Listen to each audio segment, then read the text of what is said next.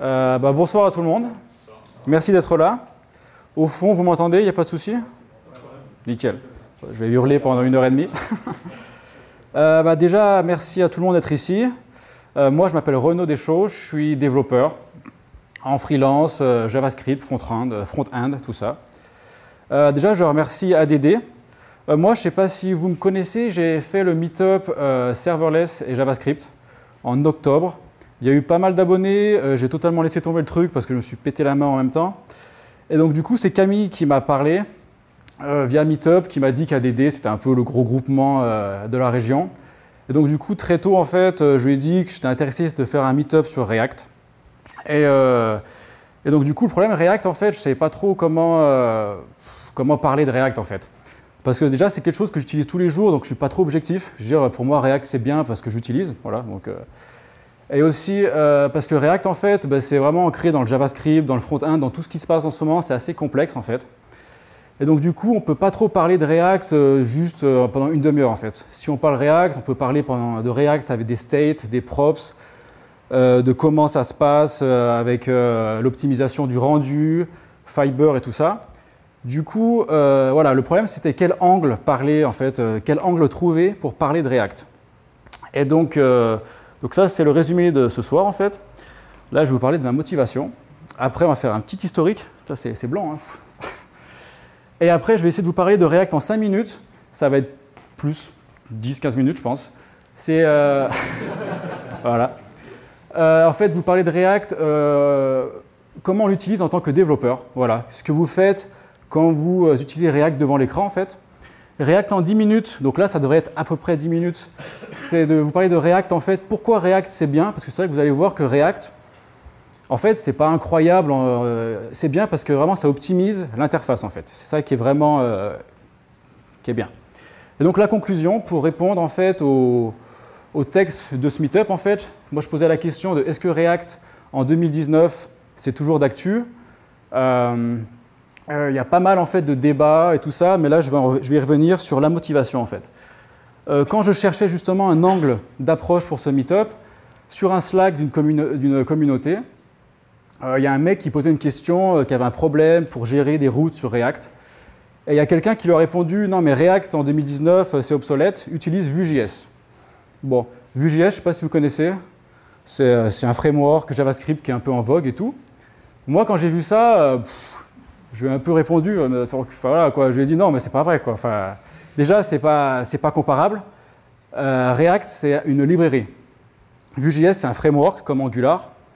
Et donc, du coup, je suis allé sur YouTube. Je vais pas trop sur les réseaux sociaux comme Twitter et tout, parce que ça me gonfle un peu tout ça. Mais en tout cas, j'ai vu qu'il y avait pas mal de débats. Sur YouTube, il y avait pas mal de vidéos avec un peu des titres putaclic, genre React, c'est beaucoup mieux que Vue, ou l'inverse, ou React, maintenant c'est obsolète, Vue, ça défonce tout. Et en regardant ces vidéos, je me suis rendu compte déjà que les youtubeurs, ce n'est pas des développeurs. Il y en a beaucoup qui parlent de trucs, on se demande s'ils ont déjà utilisé leurs trucs pour faire des productions, en fait. Il y a un mec, je me souviens, qui disait que son gros problème en apprenant React, ça a été la courbe d'apprentissage pour apprendre le JSX. Bon, le JSX, c'est du HTML, hein. Donc du coup, voilà, ça montre que le mec, bon. Et donc du coup, moi j'ai vu en fait qu'il y a pas mal de gens qui étaient confus sur Angular, Vue.js, React, tout ce qui se passe au niveau du JavaScript. Il y en a beaucoup qui pensent que React, ça permet de développer un site internet, une application mobile très facilement, ce qui est faux. React, c'est à la mode, on entend parler depuis des années maintenant. Par contre, ça ne rend pas les choses plus faciles. Il y en a beaucoup qui disent que React, c'est obsolète, dépassé par Vue.js et tout ça. Bon. Et il y en a aussi beaucoup qui, en pensant faire un site internet facile avec React, se rendent compte que c'est complexe et du coup ils se plaignent. Ils écrivent des articles de blog, ils font des vidéos en disant que React, ils ont essayé de faire un site avec React, ils n'ont rien compris à Redux, ils n'ont rien compris à comment gérer les routes, ils n'ont rien compris à tout l'écosystème en fait autour de React. Et donc du coup, voilà, je me suis dit c'est un bon angle d'approche. React en 2019, est-ce que ça vaut le coup d'utiliser? Est-ce que sur le marché du travail aussi ça vaut le coup de l'apprendre? Voilà. Donc du coup là, voilà, j'ai fait ça, c'est une petite joke. Si vous comprenez que React, c'est pas un framework, mais que c'est une librairie, vous avez tout compris. Voilà. C'est pas ceux qui comprennent, mais bon. Donc la timeline de React, pour revenir un peu dans le passé. En fait, voilà, pour React, c'est Facebook. Angular, c'est Google. Vue.js, c'est Alibaba, en gros. Et en 2010-2011, en fait, Facebook, ils avaient des problèmes pour gérer la complexité de leur code, en fait. Ils se sont rendus compte que ça, c'était en fait pour faire le formulaire des pubs de Facebook. Facebook, il voulait concurrencer Google pour faire les pubs. Et pour créer sa pub sur Facebook, il fallait remplir un grand formulaire. Et ce grand formulaire, il le voulait interactif, en fait. Ce qui veut dire que quand l'utilisateur il remplit des inputs, tout le formulaire change en fonction en fait, des interactions de l'utilisateur. Qui dit en fait le formulaire qui change, qui dit que la page en fait elle change, dit JavaScript, parce que JavaScript c'est la seule solution pour changer le DOM en fait, côté du client. Et donc du coup les mecs se sont retrouvés avec des dizaines de milliers de lignes de code en JavaScript, et ils se sont dit ça va être la merde à gérer, ça va être la merde à maintenir, il faut qu'on arrive à trouver une solution qui permet de simplifier tout ça. Alors à ce moment-là, il y a Jordan Walke, qui est un ingénieur de l'équipe de Facebook qui s'occupait de ce problème-là à ce moment-là. Jordan Walke, en fait, il a construit un prototype en JavaScript qui a permis de réduire le nombre de lignes de code vraiment de façon considérable et aussi de rendre les interactions utilisateurs et code bien meilleures, en fait. Donc du coup, ça, pour l'instant, c'était dans le code source de Facebook. Voilà, ils avaient vraiment réussi à trouver une solution pour développer un prototype JavaScript intéressant. Peu après, il y a Facebook qui acquiert Instagram. Et Instagram, il se montre assez intéressé en fait pour utiliser cette techno. Du coup, il a fallu sortir cette techno du code source de Facebook. Ça, c'est Pete Hunt qui l'a fait. Je dis Pete Hunt, je ne le connais pas, hein, j'ai vu le nom et tout, voilà, c'est pour l'histoire. Donc du coup, là, c'est vraiment la naissance de la librairie React. Et donc du coup, Instagram a pu utiliser React. Hein. Instagram, c'est du React native, hein, l'application. Et donc voilà, c'est un peu comme ça que ça s'est fait. En 2013, Facebook, ils annoncent React officiellement, qui est open sourcé sur GitHub. En 2015, React, il y a une version qui est stable, c'est utilisé par plein de monde. C'est aussi utilisé par des grandes entreprises comme Netflix, il y a Airbnb à l'époque utilise, je ne sais plus s'ils utilisent encore, mais bon. Et donc du coup, en 2015, React est quand même bien ancré dans le milieu du front-end. Pour revenir un peu dans le contexte en fait, React, quand Facebook le sort en 2013, Facebook, ils font une conférence de presse, ils en font plusieurs, ils annoncent un peu leur techno, et ils annoncent aussi leur point de vue sur le front-end, sur le milieu du front-end en 2013, sur comment gérer une interface utilisateur. À cette époque-là, en fait, c'était vraiment Angular qui était le plus implémenté. Angular, donc une techno de Google. Google qui avait sorti Chrome, donc Google qui avait inventé le moteur V8 qui permettait d'interpréter du JavaScript de façon très rapide comparé à avant. Entre-temps, après, il y a eu Node.js. Node.js qui permettait d'interpréter du JavaScript côté serveur. Donc du coup, on pouvait développer en JavaScript comme on développe avec du PHP. Et tout ça, ça a permis en fait au côté front-end d'exploser. Avant le front-end, c'était du jQuery, il y avait un peu du backbone, mais c'était vraiment... les gens qui faisaient du back-end, ils étaient un peu plus, on va dire, dans l'abstraction, avec des patterns MVC, N-tier, il y avait les Symfony, il y avait des gros frameworks. Le front-end, c'était encore pas incroyable. Avec Node, avec Angular, le front-end, ça a vraiment pris de l'importance. Ça s'est vraiment complexifié. Le TJM des développeurs front-end est augmenté, ça c'est bien. Et donc du coup en 2013, il y avait vraiment Angular qui s'était inspiré en fait du back-end, qui s'était inspiré du modèle MVC pour le refaire un peu en front-end.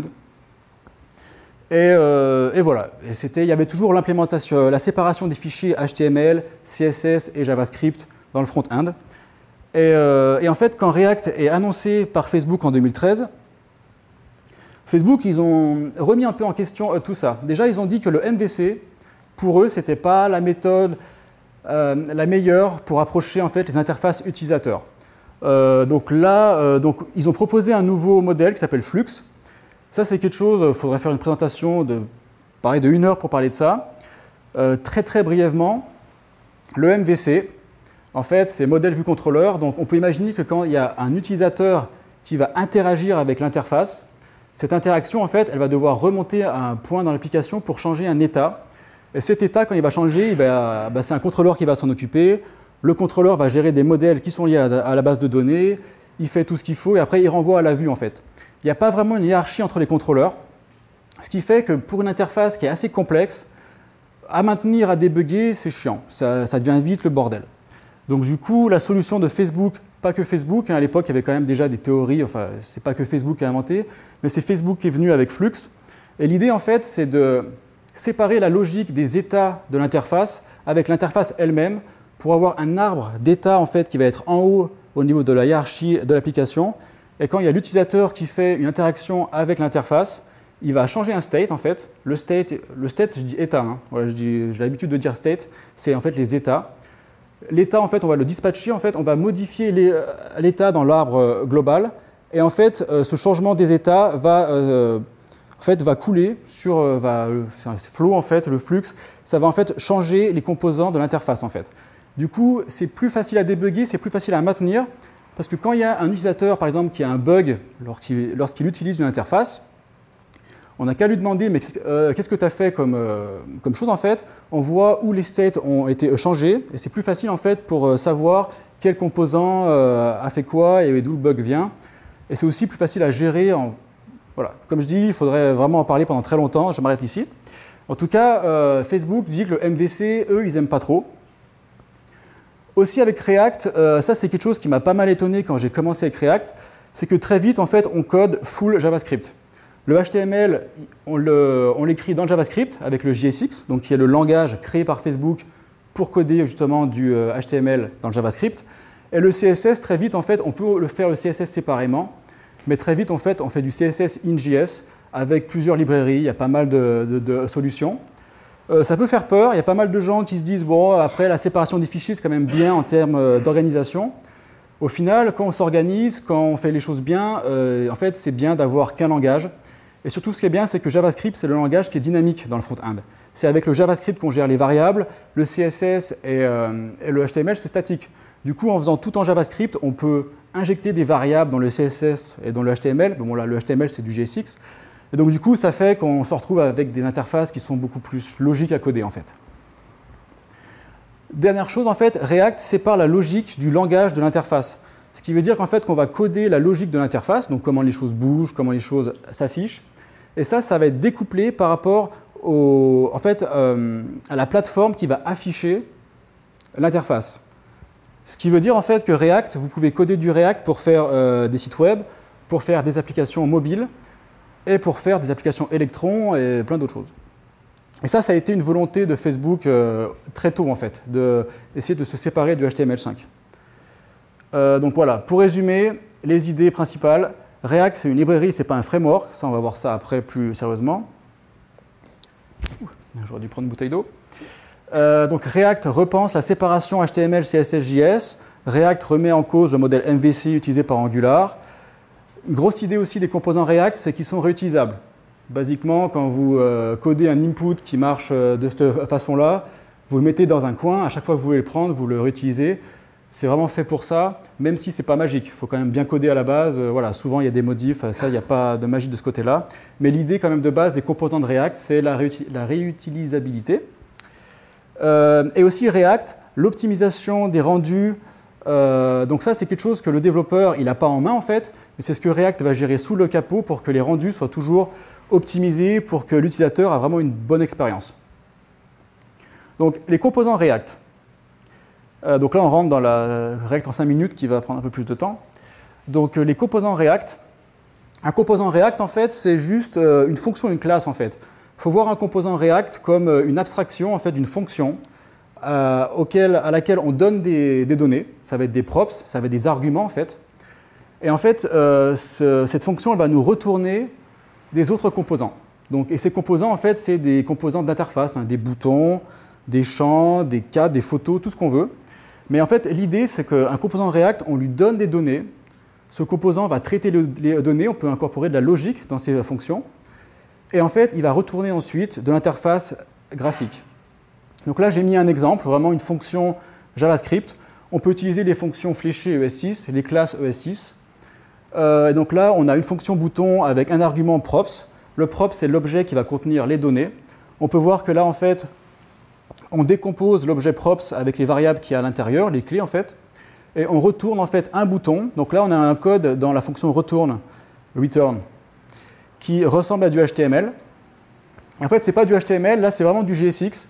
Donc il y a des petites différences. On peut voir que className, c'est l'attribut class en fait, de HTML. C'est juste qu'en fait, class, c'est un mot-clé qui est déjà réservé en JavaScript. Bon. Donc du coup, on utilise className. Et on peut voir en fait qu'on va utiliser les variables qu'on a décomposées de l'argument props pour interagir avec la vue en fait. Ce qu'il y a dans la fonction return, c'est la vue. Et donc là, c'est du JSX. Donc ça ressemble beaucoup à du HTML.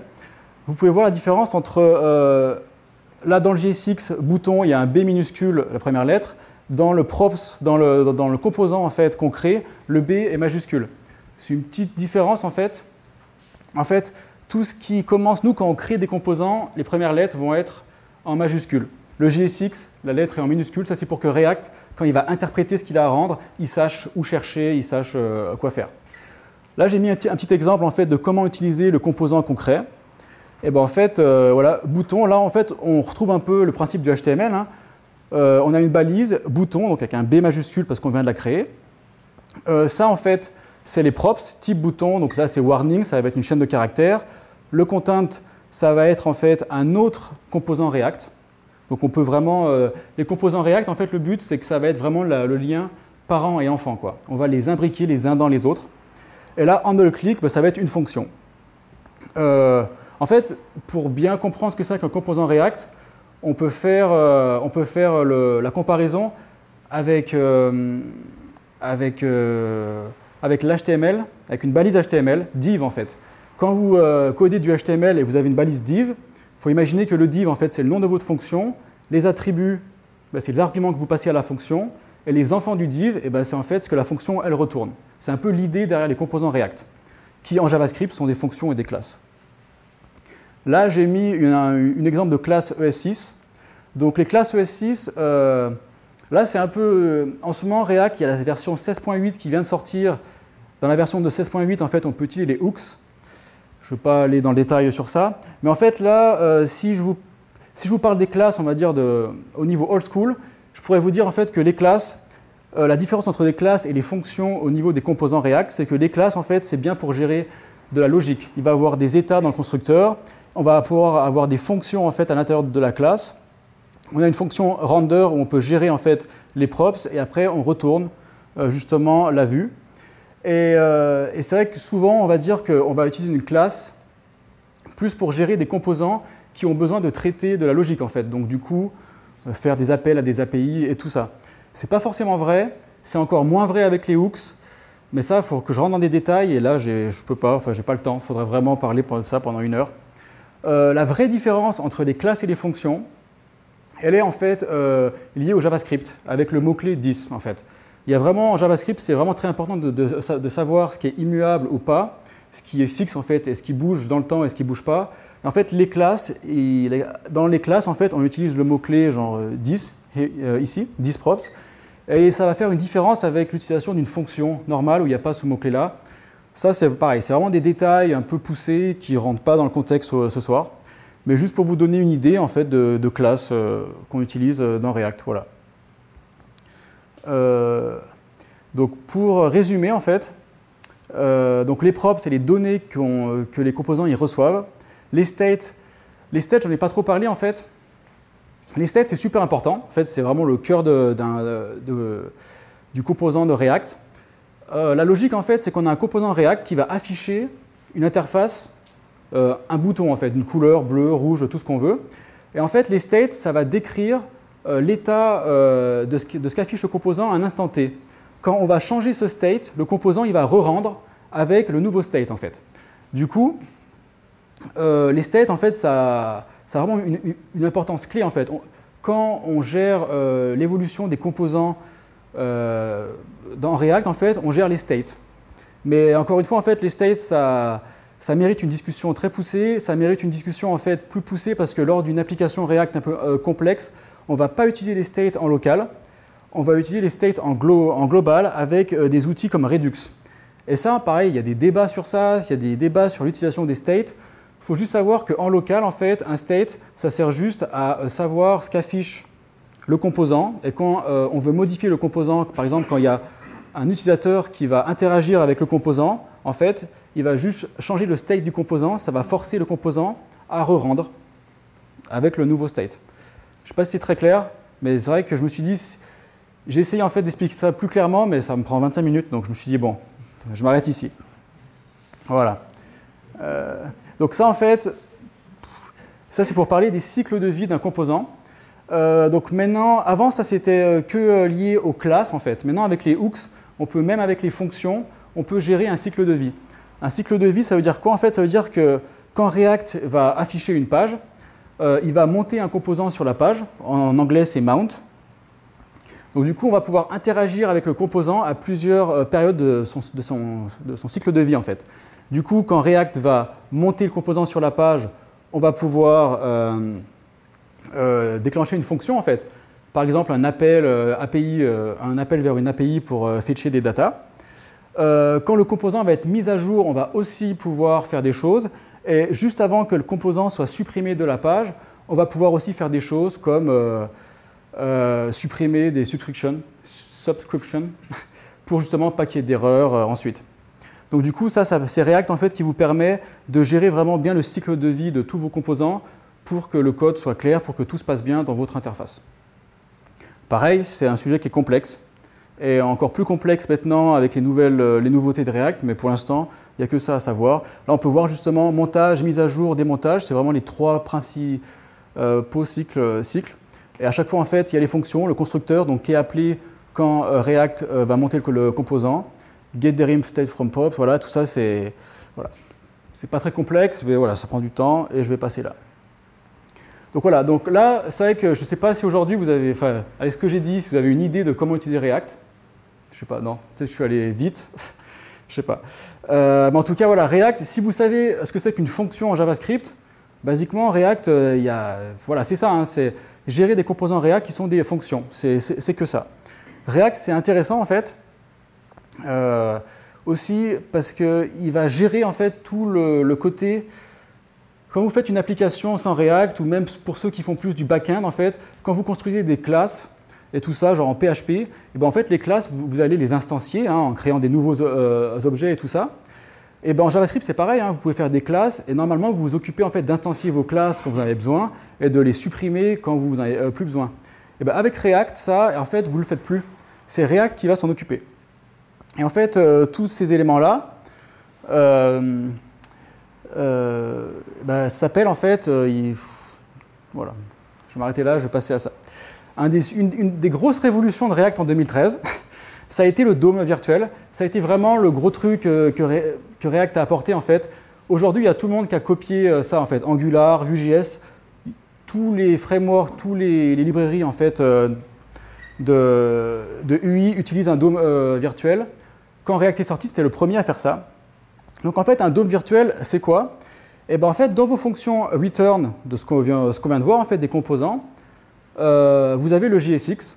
Et en fait, quand React va chercher à afficher votre interface, il ne va pas bêtement en fait, transformer le JSX en HTML.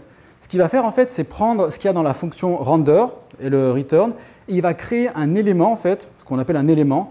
C'est un objet JavaScript qui est très simple, clé, valeur, donc qui est très léger. Et en fait, avec cet objet, donc c'est un objet qui est immuable, l'objet il a toujours les mêmes clés en fait, qui décrit le composant, ce qu'il doit rendre, donc state, props, les enfants. Et en fait, avec cet objet, React il a une idée très précise de ce qu'il y a à un instant T, ce que en fait, doit afficher le composant à un instant T. Et en fait, quand vous allez rendre toute votre page en React, quand React va rendre toute votre page, il va prendre tout ce que doivent rendre les composants, il va faire une collection en fait, de tous ces éléments, donc de tous ces objets assez simples, et en fait, la collection de tous ces objets, de ces éléments, en fait, ça va composer ce qu'on appelle un DOM virtuel. Donc en gros, c'est la description de l'interface graphique entière à un instant T. Quand c'est la première fois que vous rendez l'application, React ne se pose pas de questions. Il crée ce DOM virtuel, il crée le DOM, et il y a votre site internet qui s'affiche.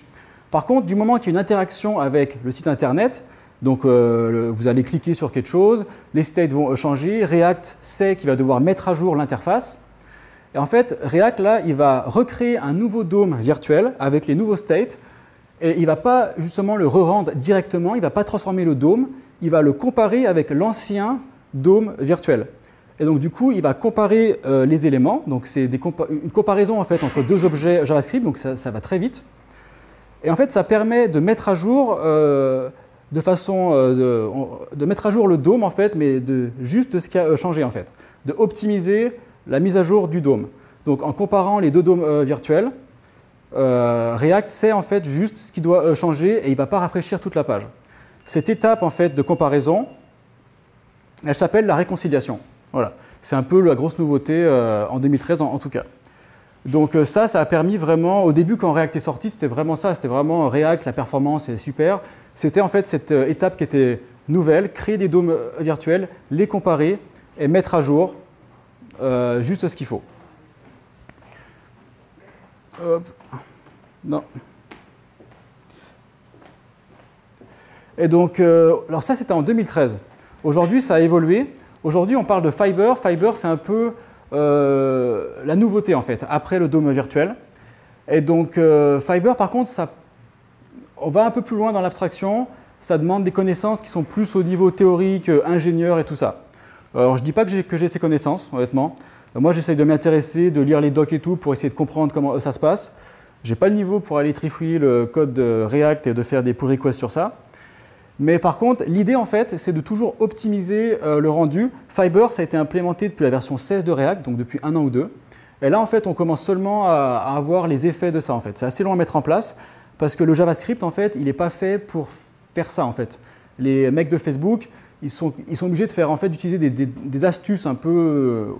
voilà, pour essayer d'avoir des performances qui permettent de faire évoluer en fait la technologie. Donc je vais essayer de vous décrire très simplement comment ça se passe. J'espère que je ne vais pas vous endormir. En gros, un navigateur, là il faut savoir que le JavaScript c'est monothread en fait. Du coup, quand votre navigateur il traite tous les callbacks de JavaScript, donc les fonctions de JavaScript pour modifier en fait ce qui se passe sur l'écran, c'est monothread. Ça veut dire qu'il fait ça en fait une fonction par une fonction. Ça veut dire que s'il y a une fonction qui prend 5 secondes, eh ben, votre interface elle va freezer pendant 5 secondes. Il y a toujours, vous avez tous vu la pop-up voilà, qui s'affiche si vous voulez arrêter ce script parce qu'il est long. Bon. Et ben en fait l'idée, donc là en fait ça, pour comprendre ça, il faut comprendre comment le navigateur il fonctionne. Il faut comprendre en fait l'event loop. Donc là je ne vais pas aller dans les détails. En fait c'est genre une fonction qui tourne très très vite, à environ 16 millisecondes. En fait ça a un rapport avec le taux de rafraîchissement du navigateur. Et en gros tous les 16 millisecondes en fait cette boucle elle tourne et elle regarde en fait les fonctions qu'elle doit interpréter de JavaScript. Elle les interprète et elle met à jour justement l'interface. Et donc du coup s'il y a une fonction JavaScript qui prend trop de temps, ça freeze. Et surtout s'il y a une fonction JavaScript qui devrait être appelée en fait avant une autre parce qu'elle est prioritaire en fait. Une fois qu'elle est dans le call stack du navigateur, on ne peut plus rien faire. Les fonctions elles s'empilent, elles ont un ordre bien précis et le navigateur lui ne peut pas jouer sur cet ordre. L'idée de Fiber en fait c'est de créer un espèce de call stack avant le call stack du navigateur. En fait React il va créer pour chaque composant un objet simple de JavaScript aussi qu'on appelle une fibre. Et en fait, cet objet simple, il va pouvoir décrire le composant avec quelques informations supplémentaires qui va permettre en fait à React de gérer l'ordre des fonctions qui vont être envoyées au call stack du navigateur. Clairement, ce que ça veut dire, parce que c'est tout con, hein, c'est que quand vous avez votre écran et qu'il y a votre navigateur qui veut mettre à jour un composant qui est en dehors de votre écran, donc qui n'est pas visible par l'utilisateur, alors que dans la pile des fonctions à interpréter, il y a en fait des fonctions qui vont modifier un élément de l'interface qui est dans le champ de vision de l'utilisateur. Et bien en fait, Fiber il va être capable de dire ok, la fonction qui va modifier le truc qui est en dehors de l'écran, tu l'oublies pour l'instant, c'est la fonction qui est prioritaire que l'utilisateur va voir en fait qui est prioritaire. Donc du coup, on va pouvoir réorganiser les callbacks avant de les envoyer dans le call stack du navigateur. Tout ça pour justement avoir une expérience toujours plus fluide qui se rapproche en fait des éléments des applications natives. Je ne sais pas si ça a été très clair, j'espère que oui. Bon, super. Et donc en fait, ça, pour les développeurs, pour un développeur front-end, ça en fait, on s'en fiche. Nous, on n'a pas à savoir tout ça. Ça, c'est React en fait qui utilise ça, qui fait ça sous le capot. Nous, ça nous donne juste des nouvelles fonctions en fait à utiliser. Pour l'instant, les deux grosses nouvelles fonctions, elles s'appellent Suspense et Lazy. Lazy, ça permet de gérer simplement le code splitting. En gros, ça veut dire si vous avez une application qui doit importer pas mal de librairies pour faire plein de choses, mais que ça ne sert à rien de les avoir à un instant T dans l'application, vous pouvez dire très facilement à React, pour l'instant, tu ne charges pas cette librairie, c'est du temps perdu. On pouvait déjà faire ça avant avec Webpack et tout ça. Avec Lazy, c'est vraiment super facile. On n'a pas à se prendre la tête sur de la configuration. Suspense, pareil, ça peut être assez complexe à décrire, mais de façon très simple. Suspense, c'est une fonction et on peut dire en fait à React de dire fais ça, mais si ça c'est pas prêt pour le moment, eh ben, tu fais ça à la place. Voilà. Du coup, ça permet encore d'avoir une interface encore plus dynamique. Voilà. Et donc, je vous ai sélectionné si vous parlez anglais, 2 talks en fait sur YouTube pour comprendre ça un peu plus poussé, surtout que les mecs ils parlent bien, ils sont sympas à écouter. Brandon Dale, donc en fait lui il parle de tout de Fiber et de toutes les difficultés en fait de l'équipe de Facebook, de toutes les difficultés que l'équipe Facebook a eues pour mettre en place Fiber. C'est super intéressant et le mec est vraiment bon. En 30 minutes, il arrive à vous dire une tonne de choses assez clairement, c'est impressionnant. Et lui, en fait, Jake Archibald, in the loop, il vous explique d'une façon très claire ce que c'est que l'event loop du navigateur. Alors ça n'a rien à voir avec React, mais c'est toujours intéressant si vous êtes front-end de savoir comment le navigateur il va gérer en fait ce que vous lui dites de faire. Ça permet de comprendre des fois pourquoi le navigateur il freeze alors qu'on ne comprend pas pourquoi en fait. Il y a des petites astuces en fait à savoir et c'est assez intéressant. Et donc, du coup, la conclusion de ce meetup, c'est que React en 2019, c'est toujours bien. Et que React en 2019, en fait, ça bouge encore beaucoup. Et là, il y a en fait une période de transition qui est un peu difficile. Là, j'imagine que si quelqu'un veut apprendre React aujourd'hui, il va être assez confus, en fait. Parce qu'il y a pas mal de changements avec les hooks. Il y a pas mal de débats sur l'utilisation des fonctions, des classes. Et donc du coup, là, c'est une bonne période pour apprendre React dans le sens où ça bouge beaucoup. Et je pense vraiment que dans les années à venir, ça va toujours être le leader en termes d'interface, en termes de performance. Par contre, React, c'est assez simple d'utiliser, mais par contre, ce n'est pas pour les débutants en programmation. Si ce que vous voulez, c'est faire des sites internet, mais vous n'avez pas trop de connaissances de comment ça marche, les protocoles à utiliser, les API, enfin... Il ne faut pas, voilà, un framework comme Angular ou comme Vue.js, ça peut être, ou même comme WordPress, enfin, pour apprendre le web, React, c'est, pour l'instant, je ne conseille pas. Par contre, pour quelqu'un qui s'y connaît déjà, qui a déjà fait du JavaScript et qui veut essayer d'aller plus loin et avoir les choses plus en main, en fait, c'est vachement intéressant. Par contre, là, je vous ai parlé que de React, en fait, React pur. Il faut savoir que quand vous allez faire une application, un site internet avec React, en fait, vous n'allez jamais l'utiliser seul.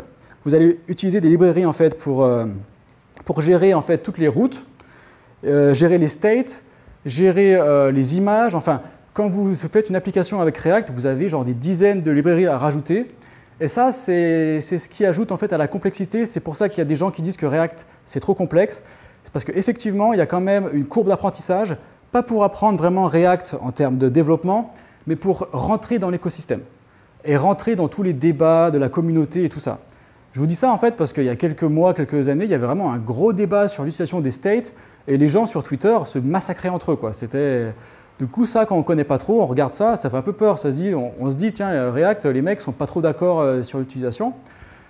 C'est pour ça que moi, j'ai arrêté Twitter en fait, parce que ça va de nulle part. Ce qui est bien, c'est de regarder les blogs des mecs voilà, qui sont bons, de suivre un peu, mais à la fin, il faut utiliser React plus qu'aller sur Twitter et on comprend comment ça marche.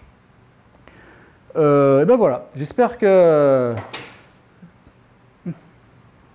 J'ai une question sur le dernier truc que tu as dit là. Ouais. Moi je suis aussi pro librairie par rapport au framework, mais c'est parce qu'en fait je suis expérimenté et que j'aime bien pouvoir choisir avec quoi je construis mon application et je vois bien l'intérêt de ça.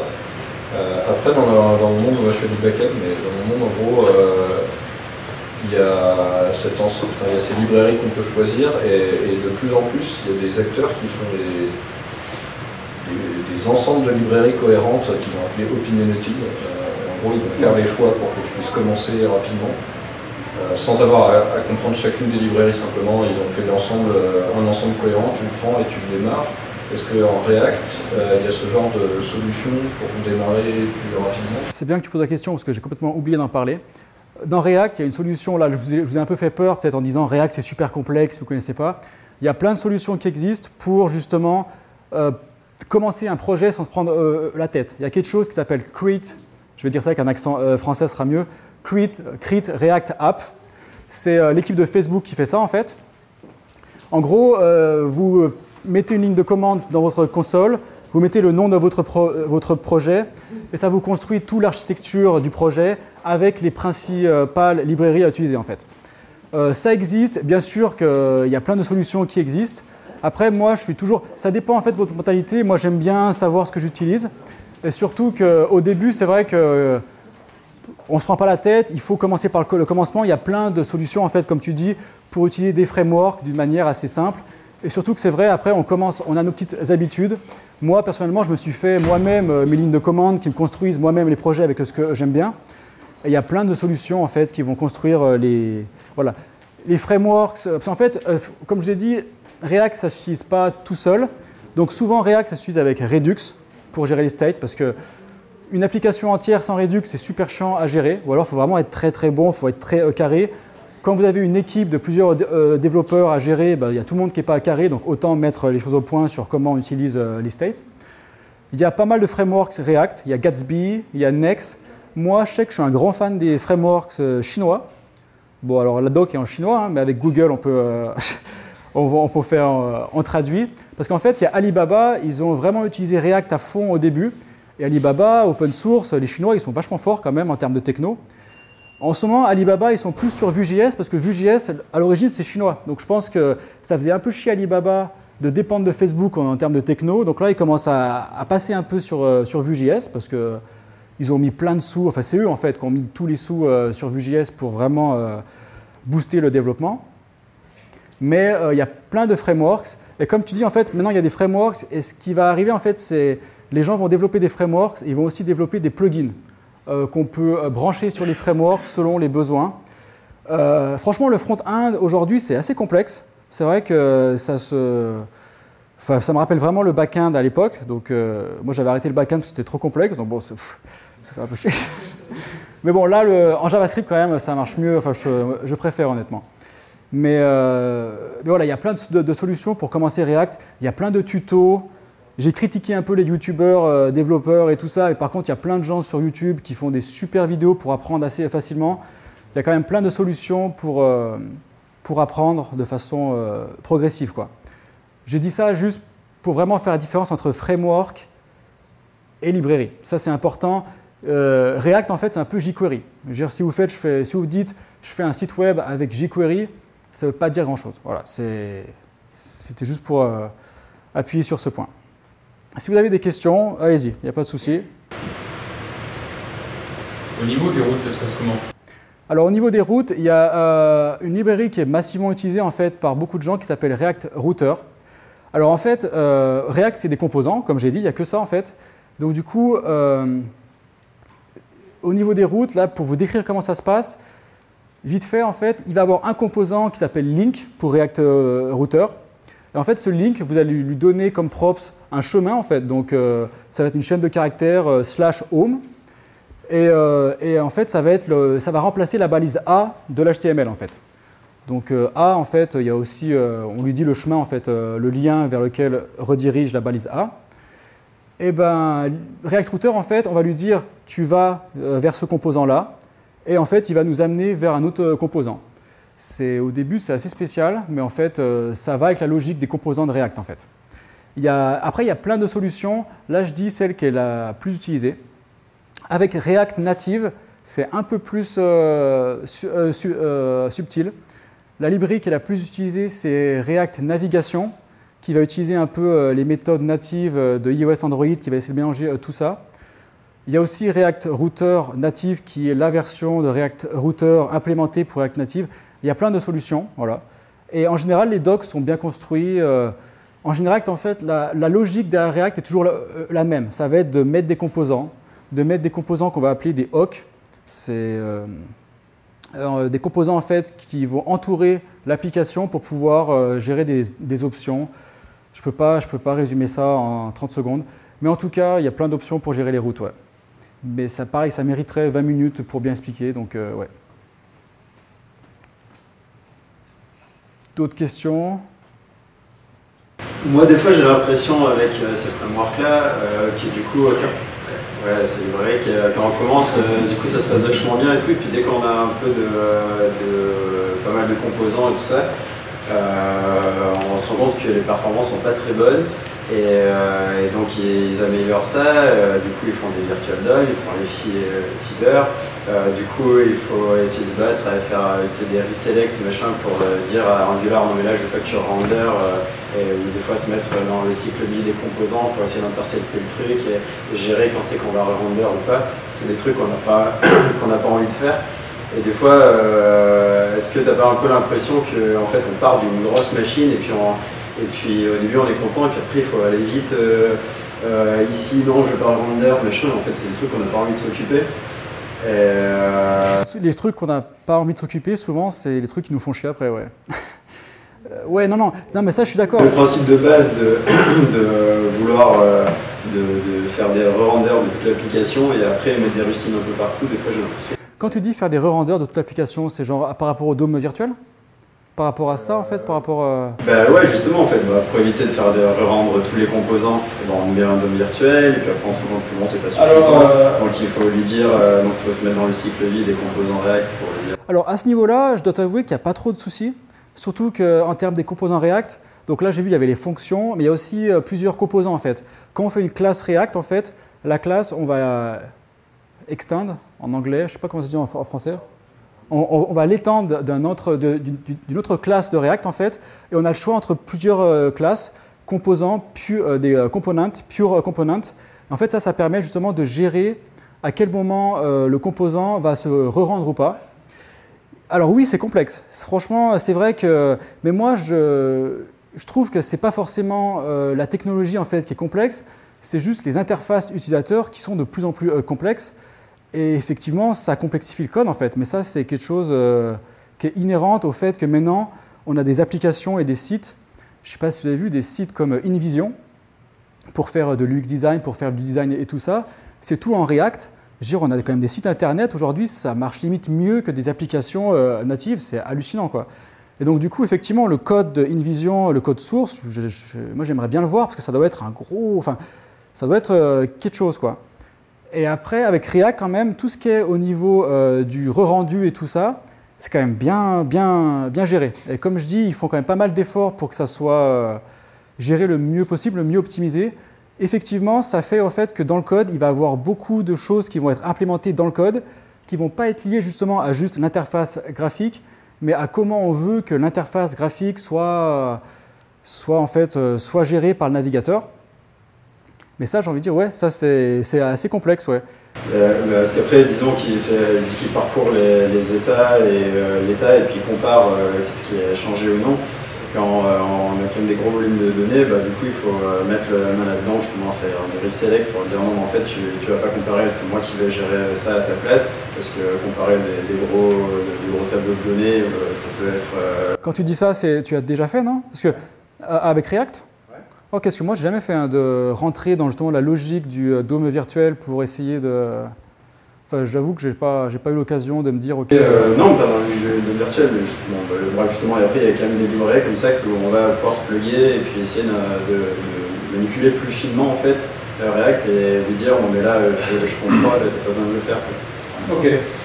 Et puis, du coup, nous, on est là avec nos bons ordinateurs de développeurs bien puissants, mais quand même, on fait des applications vachement gourmandes, je trouve, on se laisse vachement porter par ces trucs-là et on se rend pas compte. Je pense que Donc avec son téléphone ou quelqu'un en fait un site web pour quelqu'un qui a son vieil ordinateur, je pense qu'il n'a pas forcément le même rendu que nous. Et ça, on a un peu du mal à contrôler, je pense. C'est vrai qu'avec tout le nouveau truc avec tous les moteurs genre V8 et tout, maintenant on demande aux clients en fait de gérer beaucoup plus. Maintenant, vous pouvez aller voir sur vos ordi, des choses comme Firefox et tout, ça bouffe beaucoup en processeur, quoi. Et ça, React, ça, j'ai pas dit, mais ça peut. Il y a aussi toute une partie de React qui peut être interprétée au côté serveur. Voilà, ça c'est. Je sais que. Voilà, mais c'est vraiment. Enfin, c'est pas l'objet de ça. Mais je suis d'accord que oui, ça. Ouais, ça... Je trouve des fois on gagne beaucoup d'un côté, et puis en fait on perd notre côté. Il faut toujours. Et que c'est pas aussi magique, tout n'est pas magique, quoi.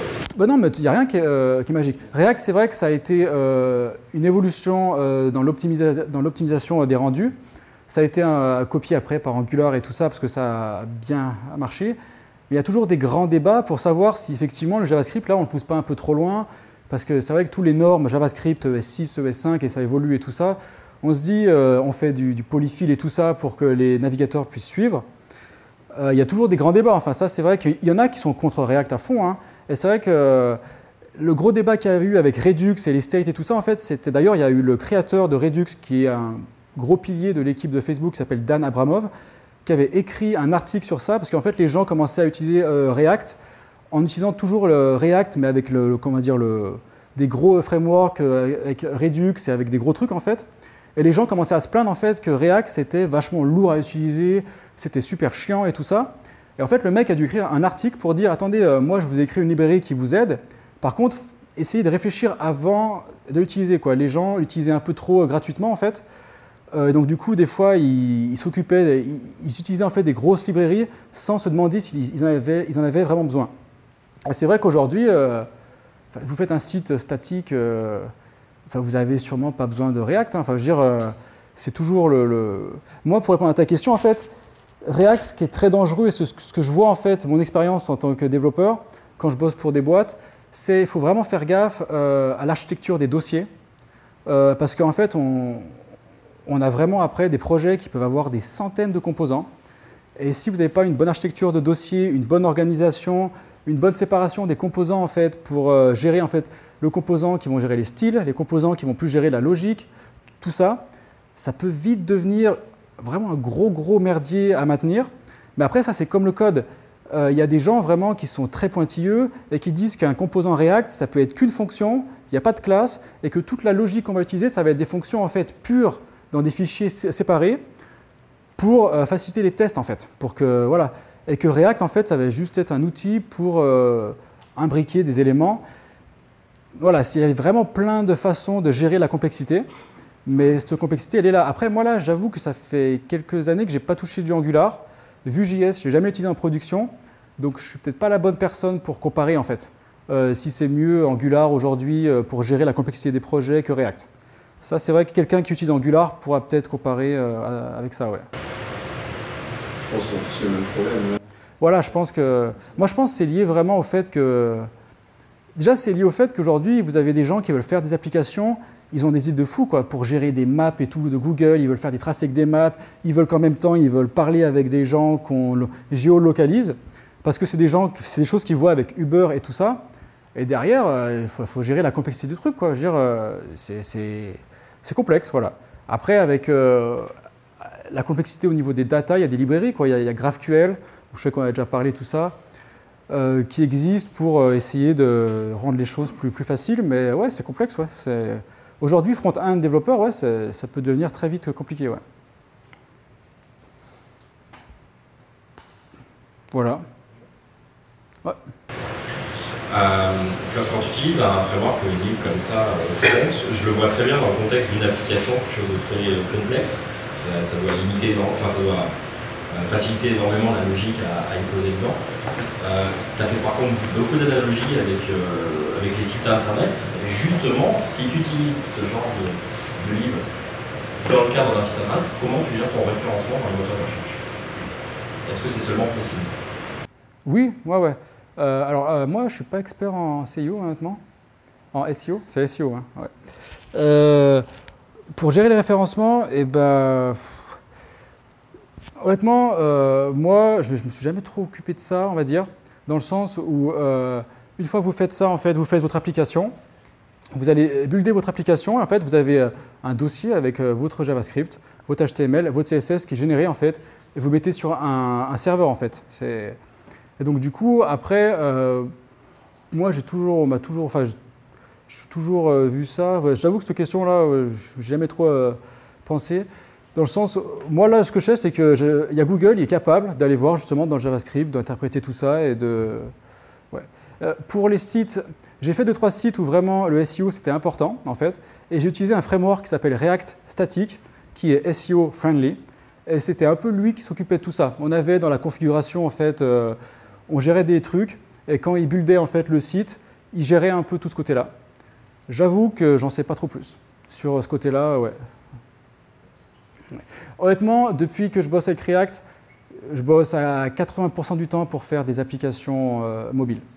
C'est vraiment React Native qui est super demandé en ce moment. Ouais. Et d'ailleurs, pour répondre à la question au niveau du marché du travail, React, c'est quand même beaucoup plus demandé que Vue.js.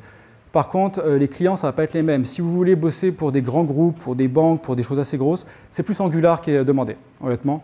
React, c'est plus côté start-up, un peu... Enfin, moi, c'est ce que je vois de mon expérience, quoi. En tout cas, aujourd'hui, React, au niveau du marché du travail, il y a du boulot. Et je ne vois pas trop le truc baisser pour l'instant, quoi. Voilà.